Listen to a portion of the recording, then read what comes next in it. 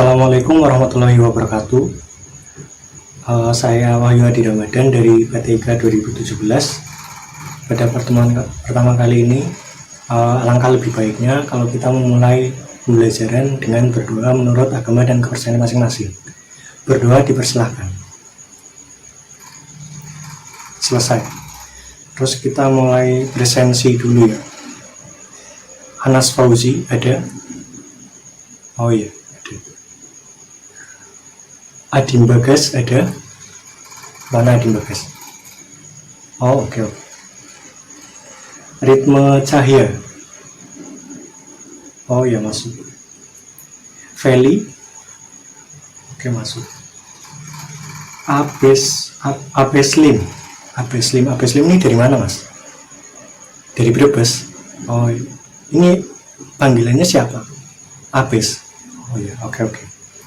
Mas Abes kalau dikenali sama guru itu nanti jadi lebih mudah ditunjuk. Jadi siap-siap aja ya, Mas. Terus udah semua ya. Ada yang nggak hadir? Oh ya, nggak ada. Terus lanjut ke materi. Oh ya, materi pertemuan kali ini itu kita akan membahas mengenai konsep algoritma.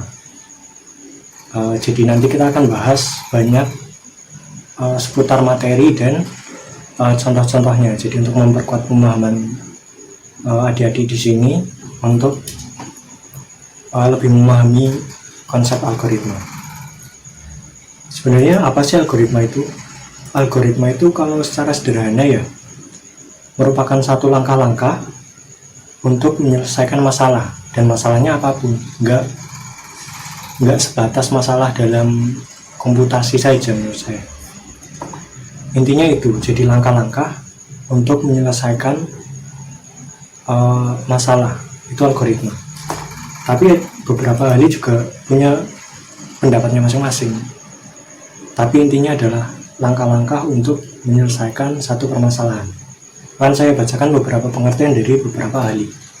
Menurut Abu Ja'far Muhammad Ibnu Musa Al-Khawarizmi, merupakan ahli matematika dari Uzbekistan, pengertian algoritma adalah satu metode khusus yang digunakan untuk menyelesaikan permasalahan. Itu enggak beda jauh dengan apa yang kita bahas tadi ya. Terus menurut Donald Ervin Knuth, mendefinisikan algoritma adalah sekumpulan aturan-aturan berhingga yang memberi sederetan operasi-operasi untuk menyelesaikan satu masalah tertentu. Terus menurut S.E. Goodman dan S.T. Hedetnim,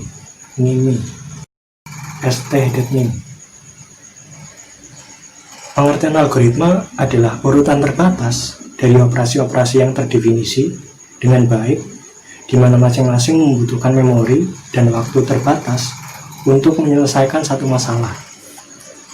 Yang keempat, menurut Seymour Lipschutz dan Mark Lipson, algoritma adalah daftar langkah demi langkah yang terhingga dari instruksi-instruksi yang terdefinisikan dengan jelas yang digunakan untuk memecahkan permasalahan tertentu. Yang kelima, Marvin Minsky. Menurut Marvin Minsky, pakar artificial intelligence, pengertian algoritma adalah seperangkat aturan yang memberitahukan kepada kita dari waktu ke waktu tepatnya bagaimana untuk bertindak. Terus lanjut ke pengertian menurut Andrew Fitz Markov. Algoritma adalah hal umum untuk dipahami sebagai satu keputusan yang tepat untuk mendefinisikan proses komputasi yang mengarahkan data awal hingga hasil yang diinginkan. Nah, itu 6 pengertian, 6 definisi algoritma dari beberapa ahli yang lebih mudah diterjemahkan sebagai langkah-langkah untuk menyelesaikan satu masalah tertentu. Ya begitu. Terus lanjut ke tujuan dan fungsi. Kenapa kita perlu belajar algoritma? Bukannya bahasa pemrograman juga udah cukup. Bahasa pemrograman itu adalah bahasa pemrograman itu nggak menyelesaikan masalah, tapi yang menyelesaikan masalah adalah algoritmanya. Algoritmanya itu merupakan metode yang digunakan untuk menyelesaikan masalah.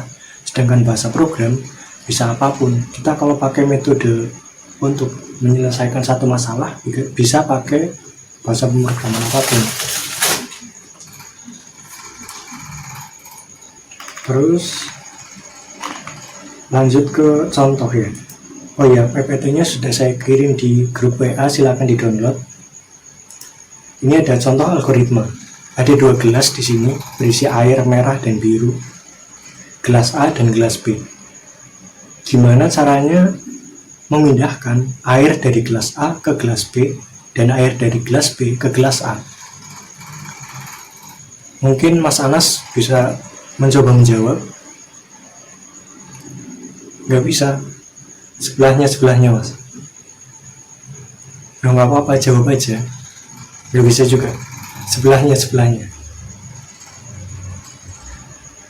Belakangnya Mas, belakangnya. Nggak bisa juga. Oke. Akan saya jabarkan. Penyelesaiannya adalah kita ambil gelas C. Di sini nggak ada batasan kita boleh mengambil gelas lagi atau enggak.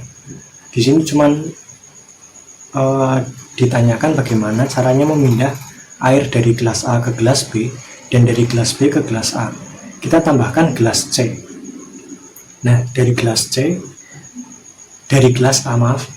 A kita pindahkan air dari gelas A ke gelas C. Kemudian dari gelas B ke A, kemudian dari gelas C ke B.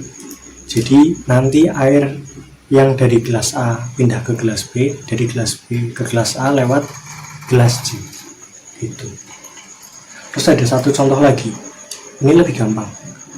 Bagaimana mengambil air 400 ml dari dalam ember menggunakan gelas 100 ml? Oh iya, Mas Anas boleh menjawab. Oh iya, benar. Pakai gelas 100 ml itu dan kita ambilnya 4 kali. Betul. Terus soal kedua, bagaimana mengambil 400 ml air dari ember menggunakan gelas 200 ml? Oh ya, Mas Adi boleh jawab. Oh ya, itu kita ambilnya 2 kali. Betul. Nah, ini kan gampang ya. Kita udah mulai mengerti bahwa algoritma itu langkah-langkah dalam menyelesaikan masalah, dan ini termasuk algoritma. Masalahnya kan bagaimana kita nggak tahu cara mengambil air 400 ml dengan gelas 100 ml itu caranya gimana, dan metodenya bisa bermacam-macam. Terus soal terakhir ini untuk latihan ya, kalian nanti membentuk satu kelompok 3 anak, nanti didiskusikan selama mungkin sekitar 30 menit. Nanti kita bahas bareng-bareng. Tapi sebelumnya kalau misalnya ada yang sudah selesai sebelum 30 menit, boleh disampaikan. Soalnya adalah bagaimana mengambil air 400 ml dari dalam ember menggunakan gelas 300 ml dan 500 ml. Silakan dikerjakan.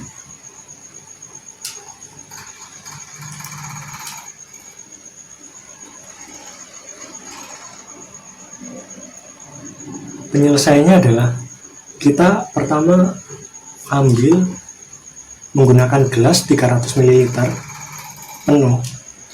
Terus air dari dalam gelas 300 ml itu kita pindahkan ke gelas 500 yang 500 ml.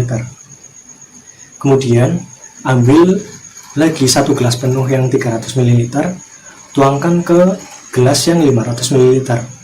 Otomatis kan kita sekarang sebenarnya sudah mengambil 600 ml, tapi karena volume gelas yang lebih besar itu sebatas 500 ml, akan tersisa 100 ml di gelas yang 300 ml. Kemudian langkah berikutnya adalah gelas air di dalam gelas yang 500 ml dikembalikan ke ember.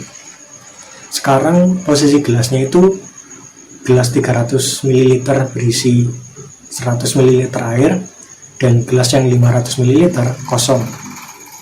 Kemudian tuangkan 100 ml air dari gelas yang 300 ml ke gelas yang 500. Kemudian ambil lagi penuh 300 ml air dengan gelas yang 300 ml. Kemudian tuangkan ke gelas yang 500 ml yang tadi berisi 100 ml. Sekarang ditambah 300 ml menjadi 400 ml. Jadi itu algoritmanya untuk mengambil 400 ml air dari dalam ember menggunakan gelas 300 ml dan 500 ml. Sekiranya itu dari saya untuk pertemuan kali ini. Terima kasih sudah merespon dengan baik.